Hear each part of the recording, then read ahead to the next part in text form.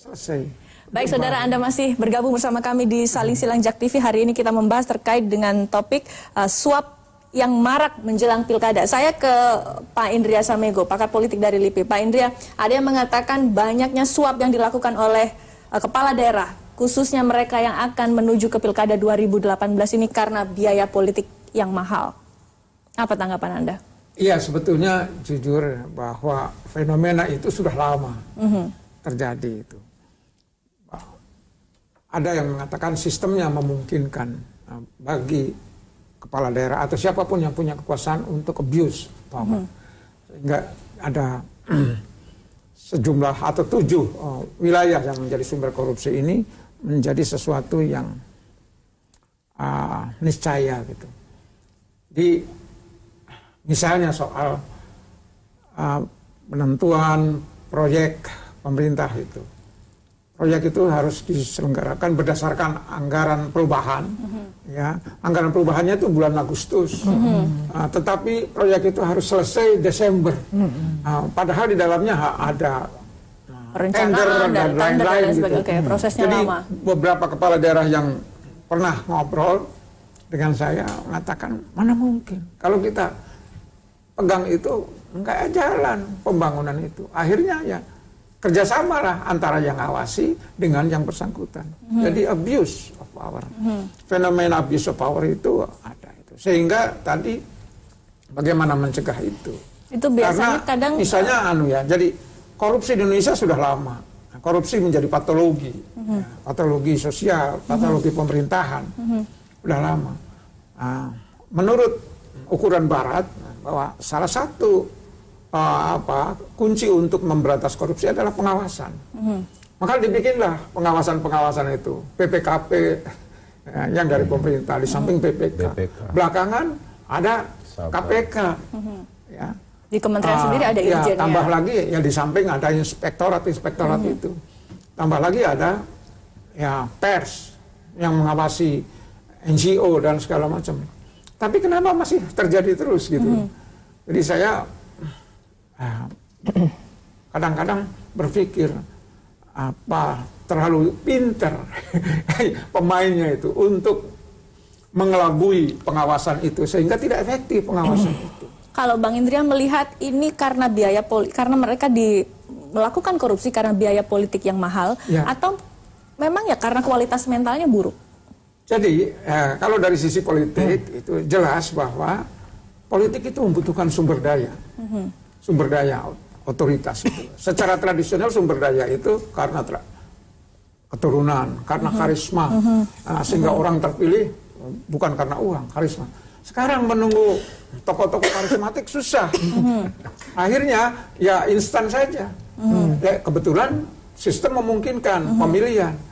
Nah, ternyata pemilihan yang kita lakukan itu memang demokratis secara prosedural, tapi secara substansial itu caranya untuk memperoleh dukungan itu dengan menggunakan kekuatan baru. Kalau dulu kekuatan yang bersifat imaterial, sekarang material.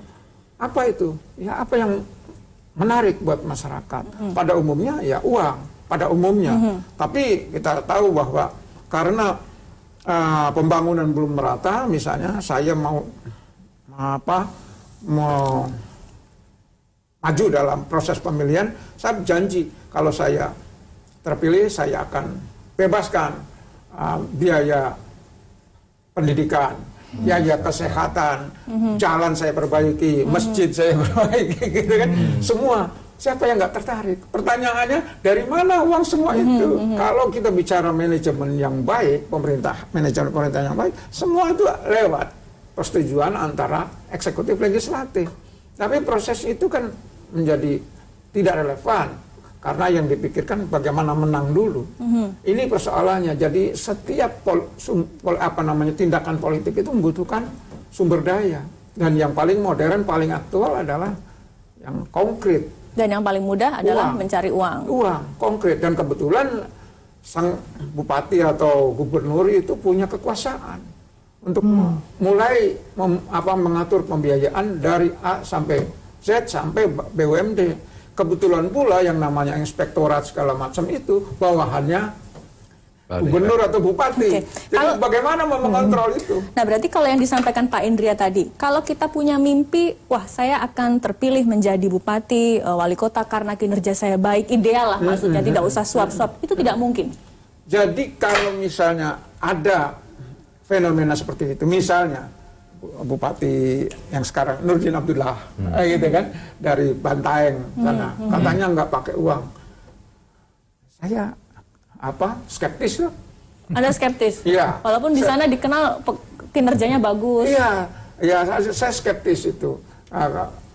Kemudian ya kan masuk di sini ada gubernur. Kalau tanya Anies juga, ya kita nggak pakai uang. Ya Anda nggak pakai uang. Tim suksesnya. Anda nggak pakai uang, tapi ada bohirnya. Ada bohir politik yang membiayai itu. Yang mungkin mainnya di belakang layar. Iya, mainnya belakang layar. Jadi tidak ada, itu yang gratis. Ya. Persoalannya adalah bagaimana membuktikan itu. Nah, fenomena OTT belakangan ini di satu pihak menunjukkan bahwa KPK mulai menyebar, meningkatkan ininya, operasinya keluar dari pusat ke daerah-daerah. Saya bilang udah lama sebetulnya itu terjadi, seperti di Papua misalnya. Sangat mudah membuktikan itu. Tetapi KPK baru sekarang. Kemudian di pihak lain ya Ibu Yantilah yang bicara soal aturan-aturannya itu yang tadi saya sepakat itu. Tetapi persoalannya yang membuat aturan siapa? Oke, saya ke Pak Jazilul. Pak Jazilul, Anda kan saat ini duduk di Komisi 3 DPR RI. Dulu pasti sudah pernah ikut, pasti dulu kan melewati pemilu legislatif. Nah, kalau tadi bicara masalah biaya politik, mungkin Anda beda kasusnya bukan kepala daerah, tapi kan sama-sama juga bagaimana caranya memenangkan simpati massa, kemudian bisa memilih Anda. Memang betul Pak, biayanya luar biasa. Jadi gini, era reformasi sudah mengambil posisi bahwa setiap jabatan publik itu, baik legislatif maupun eksekutif, dipilih langsung. Nah, kalau menang karisma saja itu mungkin nggak sih Pak? Nggak pakai modal gitu, idealis, tidak pakai suap menyuap, dalam sumber politik daya yang semuanya mungkin. Cuman kemungkinannya seberapa besar. Peluangnya ya Pak ya? Fenomena ya, sejak era Orde Baru, Orde Lama sampai hari ini, tentu pada era reformasi ini, bahkan kalau kita sempitkan lagi, kok kejadiannya di tahun politik. Sehingga memunculkan persepsi bahwa memang para pejabat ini jahat semua. Mulai gubernur, bupati, bahkan DPR nanti akan walaupun mungkin tertangkap hanya sedikit. Ya, dari tidak sedikit, sekian banyak, kalau ada 7 itu tidak sedikit. Dari sekian banyak yang ikut pilkada, maksud saya perbandingannya dengan semua kepala daerah, akhirnya jadi mengeneralisasi seperti itu.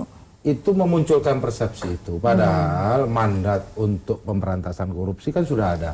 Di era reformasi dibentuk yang disebut KPK. Seberapa efektif KPK melakukan tindakan pencegahan? Dan menurunkan indeks korupsi. Sementara yang terjadi justru, kata orang Madura, memang korupsi menurun ke bawah maksudnya. Sekarang ke bupati, jangan-jangan ke lurah, jangan-jangan iya, semakin menurun, tapi maksudnya menurun ke bawah. Terus sistem apa yang akan dibuat dalam rangka pencegahan itu? Anda berarti memberi garis bawah pencegahannya kurang? Saya melihat bahwa pencegahan ini memang agak tidak termanage secara baik. Padahal yang disebut dengan revolusi mental ini menjadi tema sekarang. Kalau itu dikaitkan dengan bahwa masalahnya di mental. Kalau dikaitkan dengan masalahnya di pengawasan, didorong sedang untuk agar menggunakan teknologi sebagaimana teknologi yang dipakai untuk mengawasi. Tetapi ini juga belum efektif secara baik. Nah, dari semua yang ada ini, menurut saya memang ini perlu duduk bersama untuk mencari solusi. Seperti apa yang kemudian, atau undang-undang apa yang kemudian diperlukan. Undang-undang semua ada, undang-undang pencucian uang ada, pemberantasan korupsi ada yang kita buat. Nah, kenapa ini terus terjadi? Perlu apa? Oke, saya begini Pak. Padahal Pak Jokowi sudah buat e-budgeting. Kalau menurut saya salah satunya adalah melalui audit perencanaan. Oke Pak, kalau misalkan pencegahannya sudah beres, tapi di satu sisi kan ada pos bahwa biaya mahar politiknya harus bayar, biaya kampanye juga bayar. pencegahannya mungkin ada, tapi kan mereka tetap harus membayar biaya-biaya seperti ini. Kan artinya tetap aja akan butuh biaya. Nah, ini biaya ini dapat dari mana? Semua lembaga survei, saya pernah bertanya ke lembaga survei. Bahkan lembaga survei itu mempertanyakan berapa tingkat money politik di daerah tertentu itu ada.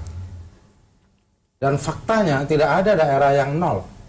Pasti ada. Pasti ada, itu hasil dari survei. Nah, beban-beban itu artinya apa? Masyarakat ini juga koruptif dong kalau begitu. Begitu. Pak, harus diperbaiki juga sistemnya supaya orang yang juga menerima sesuatu dari calon itu juga ada hukumannya. Oke, baik. Kita Kalau akan tidak, ya berlangsung terus, akan berlangsung terus karena salah satu pangkalnya adalah di mana kerelaan yang dibawa untuk menerima sesuatu padahal kita sudah omong. baik. Nggak boleh ini menurut undang-undang. Saya bilang, Bapak jangan bicara visi misi terus, gizinya mana? Kan bahaya itu. Saya sama itu menjadi kemudian terjadi dan itu hasil survei. Mungkin Jadi itu artinya bisa survei. agak kontradiktif ketika masyarakat mengatakan, ayo dong pemimpin jangan korupsi, jangan nepotisme, jangan suap. Tapi rupanya sebenarnya masyarakat sangat terima ketika ada money politik dan lain sebagainya. Tapi kita nanti akan membahasnya lebih lanjut. Tetap bersama kami saudara di Saling Silang Jak TV.